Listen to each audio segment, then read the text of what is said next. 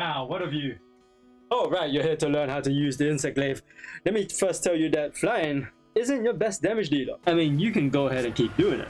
No one's actually stopping you from dealing the lowest damage possible. But if you want to deal better damage, then you're gonna want to keep watching. For the pros watching this video, go ahead and drop any additional tips that I might have missed. For the new people watching, I've added in Xbox, PlayStation, and PC controls for you to follow. And don't forget to like and sub to the channel.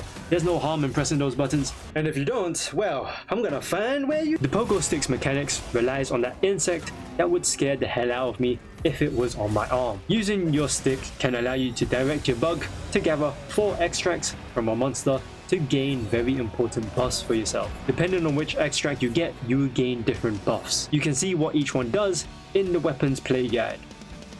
It doesn't tell you what the green extract does, but it obviously heals you, if you somehow didn't recognize the visual healing effects. All of these buffs disappear after some time, so you gotta get those buffs back again. Your Kinsect also has their own stats that you should take a look into. Firstly, depending on which Kinsect you buy, their attack type will always remain the same. There's only 2 attack types, Severing and Blunt.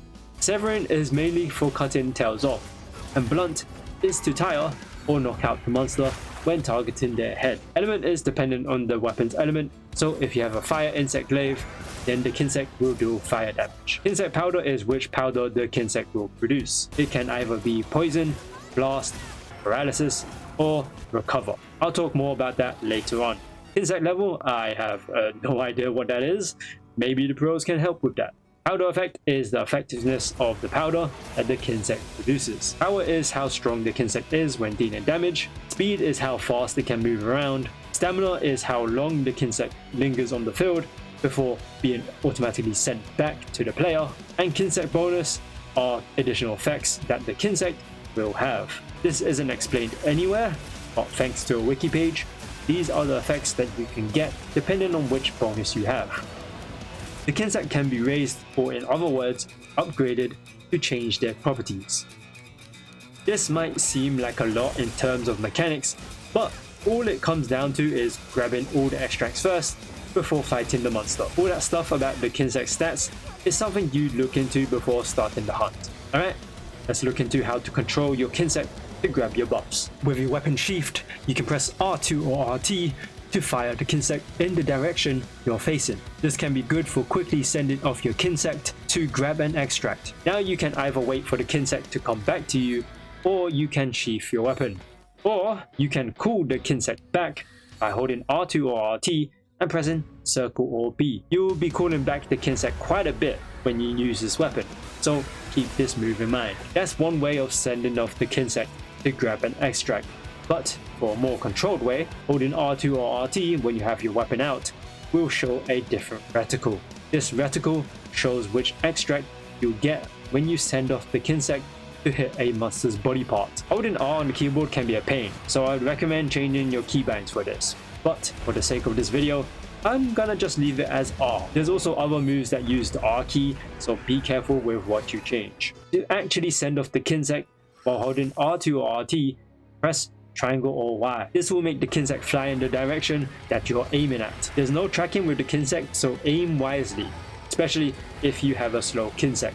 You can also hold down triangle or Y, and when you see your weapon glow, let go of the button so that the Kinsect pisses through the monster to get 2 extracts. Obviously, the extracts you get depends on where the Kinsect hits. The ways I've mentioned are what I mostly do to get extracts, but there's also another way. Holding down the focus mode and doing almost any attack can temporarily send the Kinsect to attack on top of your attacks. As you can see, the Kinsect can grab extracts in this way. I don't do this because I'm too used to the old way, but I use this for when I already have all my extracts and I want extra damage from the Kinsect while I'm attacking the monster. Another way of getting extracts is by marking the monster. Pressing R2 or RT will mark the monster at close range. Marking a monster will make the Kinsect hit the part of the monster you marked every now and then, and the Kinsect will leave their powder. Like I said before, the powder is dependent on what your Kinsect has, and when you or other players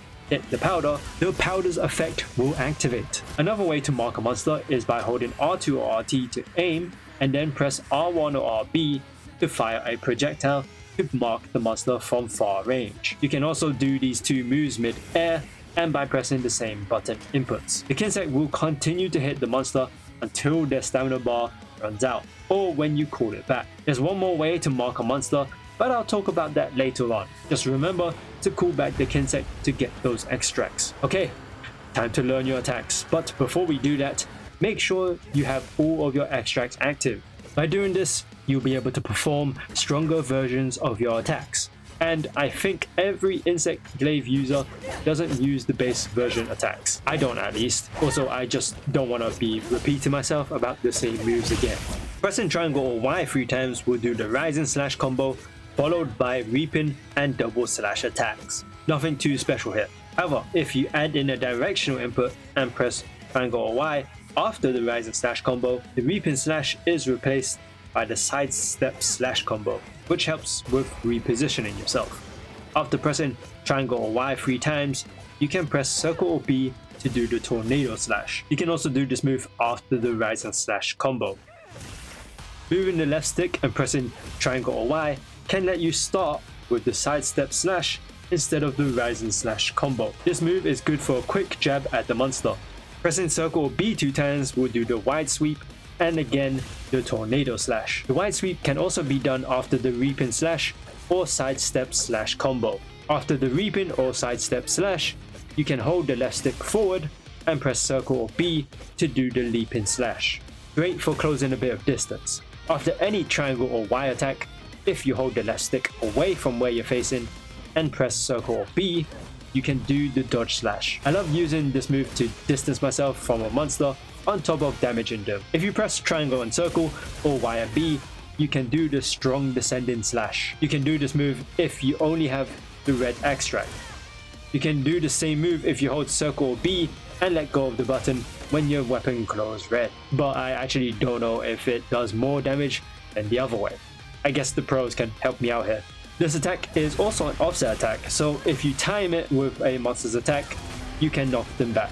Sadly, there's no unique follow-up to this attack. After this attack, if you press L2 and circle or LT and B, you can do the rising spiral slash. This strong attack sends you airborne with your Kinsect, and you use up all your extracts. You can only do this move when you have all of your extracts, by the way. You can also get extracts from this depending on what the Kinsect hits. These are your ground attacks, but now let's get airborne. Holding R2 or RT and pressing X or A will allow you to jump up. If you have the white extract, you can jump even higher.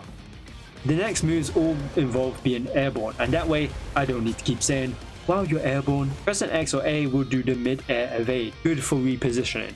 Pressing triangle or Y will do the jumping advancing slash. Hitting the monster with this allows you to jump off the monster, keeping yourself airborne. This has a limit of 3 times before your hunter stops bouncing off the monster. Pressing circle or B will do the jumping slash, which does nothing other than dealing damage and ending your airborne maneuvers. You can press triangle and circle or Y and B to do the strong descending thrust, which is the same as the strong descending slash. But you can mark the monster as well. You can do the same move if you hold circle and B. This is an offset attack as well, so keep that in mind. Just remember, your aerial attacks are not your strongest damage dealers, but they are great for either repositioning or mounting the monster. I guess I should quickly mention the focus strike, but I'm sure you know that it can get all of your extracts from this attack. But you can also do a focus strike while you're airborne. I'll tell you in a bit why that actually comes in handy. Okay, so that's all of your attacks, but what combos do I like to do with this weapon? Well, there's the infinite combo you can do with this weapon. Looping between triangle or Y 2 times and then pressing circle or B and do an infinite combo. You definitely want to be doing this when the monster is down. You can even add a sidestep slash to position yourself as well. If I want to quickly hit the monster, I like to do a sidestep slash and then a dodge slash. This way I can safely hit the monster and create distance. Although if you want, you can do the triple triangle or Y attack and then do the dodge slash at the end, only if you want more damage. But if you want to risk getting backhanded by the monster, then you can do that. Now the really fun move I like to do is after the rising spiral slash, I like to go for a focus strike straight after. This way I can easily get all my extracts back from this attack. This is why the aerial focus strike is useful. This also has good damage value since they are both strong attacks. If you can't reach the monster's rune from where you are after the Rise and Slash, you can always do an aerial evade to reposition. That's pretty much the combos I use. I kinda do other variations of these combos depending on the monster's behavior. But the one thing I make sure I'm doing is having focus mode on while attacking the monster. That way you'll always be dealing additional damage from your attacks. It can help with getting extracts, but it doesn't add on top of the extracts you obtain.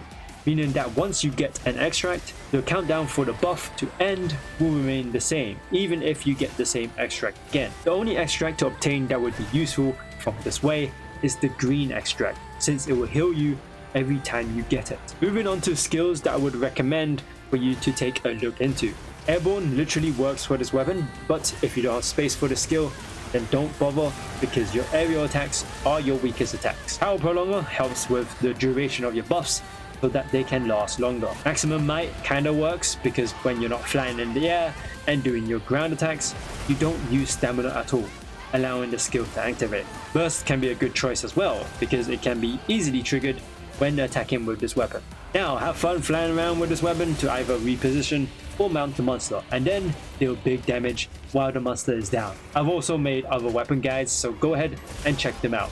And I'll see you later.